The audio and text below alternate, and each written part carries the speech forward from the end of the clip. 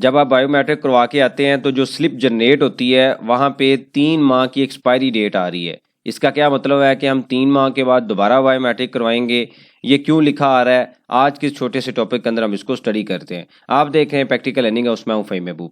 वापस आते हैं टॉपिक के ऊपर। तो बायोमेट्रिक के वाले से हम डिफरेंट लेक्चर दे चुके हैं, जैसे हमने पहले एक दो बार डिस्कशन की है कि जो SRO 350 है ये मार्च के अंदर आया था और इसमें डिफरेंट तरह की कंडीशन थी, 5-6 डिफरेंट तरह के रूल्स जो थे वो उस वहाँ पे अनाउंस किए गए। उसमें एक रूल ये था कि हर साल जुलाई के महीने में आपने बायोमेट्रिक करवाना है। किसने बायोमेट्रिक करवाना है? जो भी इंडिविजुअल है उन्होंने करवाना है, AOP है उन्होंने करवाना है, और जो कंपनी है सिंगल मेंबर उन्होंने करवाना है। इसमें सारे बिजनेस फॉल कर रहे थे, सब मैन्युफैक्चरर भी था, सर्विसेज भी थे। लेकिन अगर ये कंडीशन है सिंगल मैन्युफैक्चरर है, इंडिविजुअल बिजनेस है फिर भी करवाएंगे, AOP है फिर भी करवाएंगे, और अगर कंपनी है सिंगल मेंबर है फिर भी करवाएंगे। अगर 2 मेंबर है, एक मोर देन 1 मेंबर है, तो फिर ये रूल जो है एप्लीकेबल नहीं होता था। ये क्यों इंट्रोड्यूस किया गया था? फेक इनवॉइसेस को कंट्रोल करने के लिए गवर्नमेंट ने एक नया रूल बनाया था। अब मसला ये है कि जब आप वेरिफिकेशन के लिए जाते हैं, इससे पहले हमने लेक्चर में देखा कि ये तकरीबन 27 या 26 तारीख को वेरिफिकेशन का जो डॉक्यूमेंट था वो ओपन किया गया नादरा या ई सहूलत पे।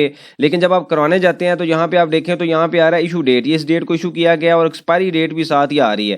तो इसका क्या मतलब है कि 3 महीने बाद दोबारा आप जाएंगे। अगर आप इसको स्टडी करने के लिए हमें रूल को स्टडी करना पड़ेगा कि रूल क्या कहता है। तो यहाँ पे आप जब रूल को स्टडी करते हैं SRO 350 के, ये थोड़े से एक्सट्रैक्ट है जो हम यहाँ पे डिस्कस कर रहे हैं। तो यहाँ पे लिखा गया है कि during the month of July every year, कि हर साल हमने जो है इसको बायोमेट्रिक करवाना है। लेकिन अब उसके बाद ये कुछ नहीं कहा गया। अब इसका मतलब यही है कि हर साल हमने करवाना है, ये हर क्वार्टर में नहीं है। अब क्वाइट पॉसिबल कि FBR ने ये सिस्टम इंट्रोड्यूस किया है, इसमें कुछ सिस्टमेटिक एरर भी हो सकती है, या इसके बैकएंड पे कोई उनका एक डिफरेंट प्लान हो कि हर क्वार्टर बाद हमने वेरिफिकेशन करवानी है, ये भी पॉसिबल है। तो ये एक अभी तक इसके ऊपर कोई क्लैरिटी नहीं है, लेकिन जो डिस्कशन चल रही है वो यही है कि ज़्यादातर यही कहा जा रहा है कि ये जो है वो सिस्टमेटिक एरर है, जो कि कुछ जगह पे आ रहा है कुछ जगह पे नहीं आ रहा। तो इसलिए आप इसके ऊपर आपने ये नहीं देखना कि आपने एक्सपायरी डेट ये है और दोबारा जाके आपने करवाना है। इससे रेलिवेंट कोई भी अपडेट आएगी तो आपसे शेयर की जाएगी। तो ये डिफरेंट तरह के क्वेश्चन और कमेंट्स आ रहे थे, तो इस वजह से यहाँ पे डिस्कशन करना ज़रूरी था कि ये जो एक्सपायरी डेट है इसकी कोई वैल्यू नहीं है।